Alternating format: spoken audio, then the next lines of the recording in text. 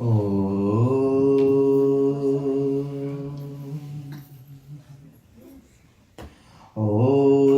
Nasandrishe Tishtati Rupamasya Na Chakshusha Pashyati Kasyanainam Hridaritistam Manasaya Enam Evam Vidur Mritasti Bhavanti. Mantra says that no one can see him with his eyes.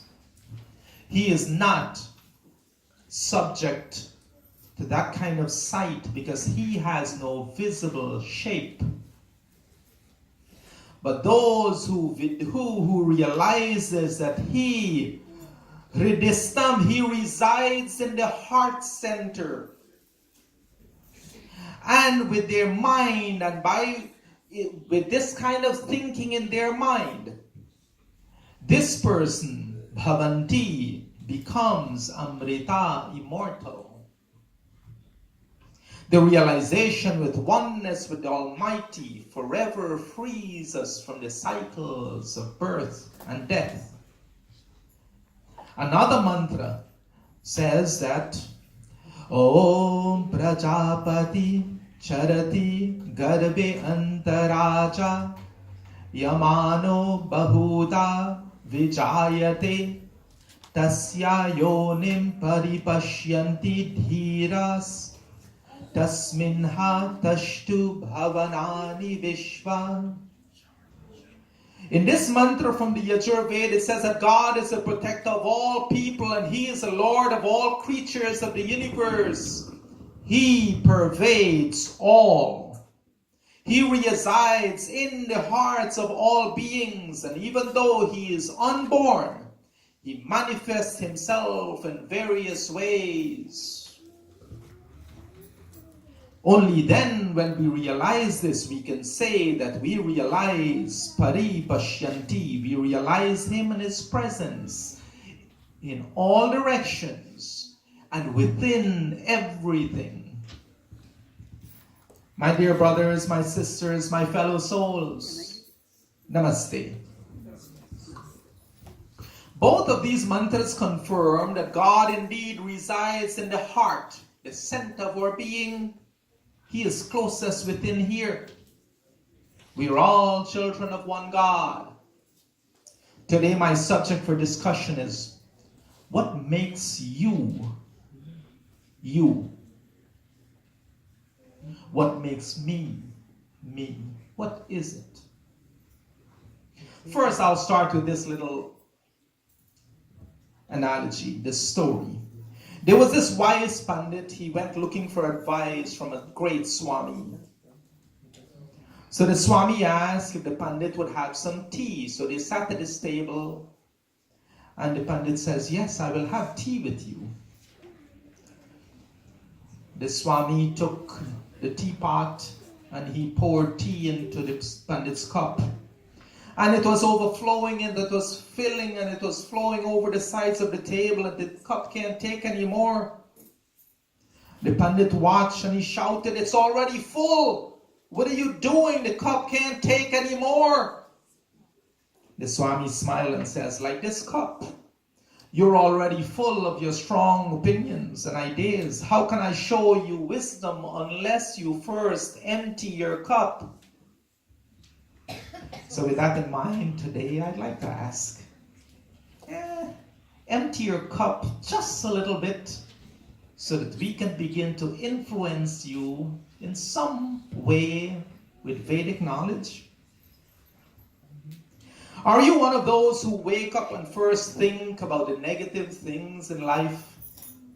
Are you one of those who wake up and think about the positive things in life?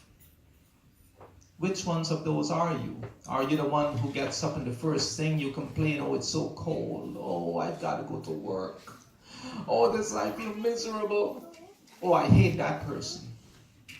Are you one of those? Or are you one of those that when your eyes open in the morning, you think, "Oh God, thank you for life. It's going to be a great day and I'm going to make it a great day"?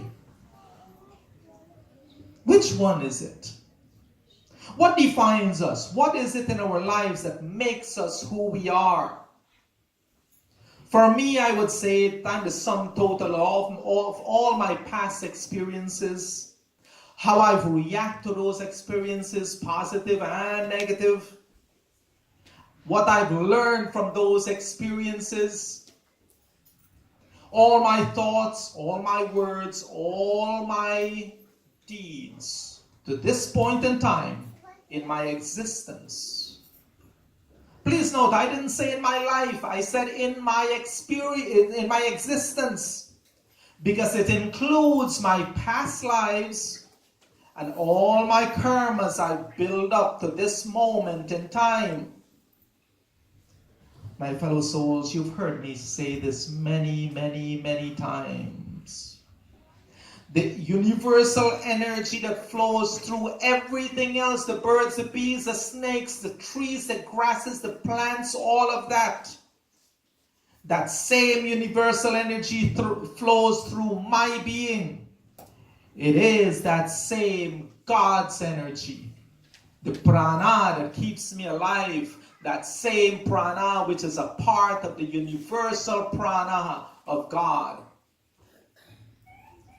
So there's this spark of energy. Not just an ordinary spark of energy, but a divine spark of energy within every single one of us. A divine spark of energy that resides in your body and is your body's very life force. Ishupnishad says, Yosava Sao Purushaha Soham Asmi. The personality of the Divine One, Saha. Purushaha, the personality of that Divine One, Saha, myself, Aham, Asmi, I am, Soham. That's where the word Soham comes from. I am that. You are that. You are that divine beam of energy. You are that divine spark of energy. Each and every single one of us. So what makes me me? What makes you you? You know, the one who's represented by this body. You see, we have to realize that your soul, your mind, your everything is seen as this body. People don't see my soul. People don't see my thoughts. People don't see my mind. But they see what I do. They hear what I say. And by those things, they see me for what I represent. So, many of us are faced with the conflict of who we are. And the conflict many times revolves around our own past experiences. But we have to remember, you know, sometimes we dwell on these past experiences too much. We have to realize that those experiences, the memories, the things that are gone, we have learned, or we're supposed to learn our lessons from those memories, those experiences, and move forward. Not have those experiences be like an anchor that holds us down. Only what you see, only your here and now is valid. And this is of our making. But something happened yesterday, something happened between then and now, and we are buried in yesterday. An argument happened between me and Pandit, and then we stay with it yesterday, and we argue and we continue this on and on. We don't leave that yesterday. You see, we have to understand that tomorrow and today is what we have influence over. So don't trust and live by memory. Learn from those experiences, learn from the memories, and move on and make tomorrow a better day than today. See, what we're doing when we do that is that we are using positive energy of today, good positive energy of today, to dwell and build on negative energy of yesterday. So if we build our house tomorrow with the same materials we built it yesterday, we'd have the same house. Tomorrow wouldn't change. We're making tomorrow a copy of what it was yesterday. And then we turn to God and we say, God, nothing changes in my life. It's the same. But why do that? The conflicts which happen in our relationships and our lives are projections of the conflicts that already exist within us. They're projections of what goes on in here. So the person who's always complaining about others, the person who's always gossiping about others, the negative person who spreads negative energy is only extending what is already within. Are you that person? You see, it's easy to be critical. Whatever awareness within yourself that you feed, that is what your tomorrow becomes. Are you feeding positiveness in yourself? Or are you feeding negativeness with yourself? Are you being in company of fellow negative people? Then your life is negative, and then we complain to God about a negative life, about nothing going good. Criticism is easy. Knocking down others is easy. Criticizing others is easy. Helping others now takes positive effort. Saying good things to others. Helping others to build themselves, not tearing others down. Helping others to build themselves takes effort. It takes thought. It takes positive energy. Tearing others down is pretty easy. Breaking something apart is pretty easy. It doesn't take skill to wield a hammer to break things down. But it takes skill to be able to say the right words and use the right thoughts and help to build character instead of tearing them down. So my fellow souls, those who criticize and condemn may seem smart at one point in time. But you know there's a name, and I'm sure many of you have said that. They like the drama of life. And when there's no drama, those create drama. Be not one of these.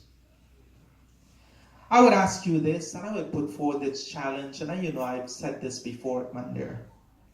If I use mantras and shlokas and chants with which you disagree, if I say something that you didn't quite understand, instead of texts and emails and gossip, I ask you that you challenge me, you ask me, and we can explain.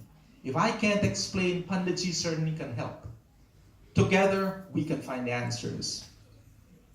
Like I always say, let's focus on building bridges, not walls. Some people confide in me that the moment they wake up, the first thing they do is check Facebook to see the latest gossip. Is that you? Is that the first thought in your head in the morning? Or do you choose to think divine and peaceful thoughts? Does the number of likes on Facebook make me who I am? Does the number of likes you have on Facebook make you who you are? For some of us, it does. For some of us, they post something on Facebook and there's only 2 likes. And now they're distressed and they're depressed all day because nobody likes what they put on there.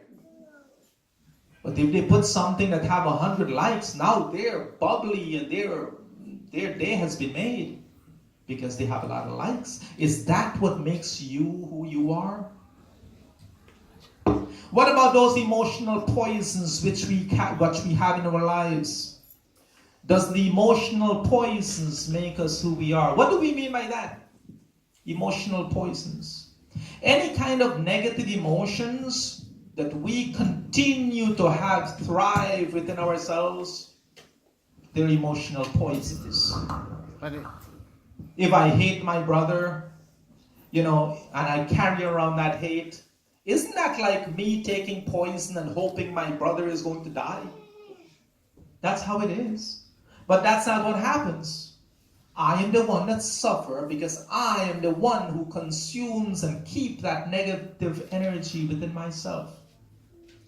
Bhagavad Gita says, Yoga Sanyasta Karmanam Jnana Sinchana Sanshayam Atmavantam Na Karmani Nibhadanti Dhananjaya. Bhagavan Sri Krishna says in this shloka, O Arjuna, those who've renounced the karma of the fire of yoga, those whose doubts, sanshayam, doubts have been dispelled by knowledge, jnana, knowledge. And those who are aware that the true self, of the true self, they're not bound by their actions. This person is Atmavantam. He understands his true self and is comfortable in his knowledge. His actions, he's always involved in good actions. Are you this person? Yoga means uniting with God. Here, Sri Krishna uses the word Yoga Sanyasta Karmanam, meaning that those who renounce all ritualistic karma, dictating their body, mind, and soul to God, dedicating their body, mind, and soul to God, that person is free. You know, you think about bad things. When you multiply 0 by any other number, what do you get? 0. You get 0.